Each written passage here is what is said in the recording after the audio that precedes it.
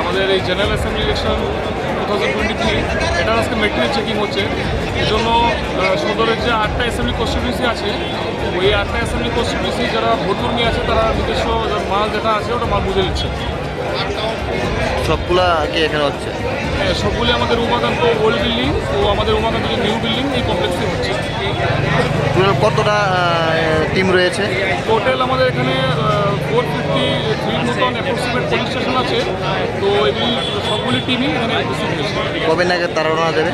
ওরা রওনা দেবে, ওরা কালকে আসবে। কালকে আমরা 8টার সময় টাইম দিয়েছি ফিফটিনতে।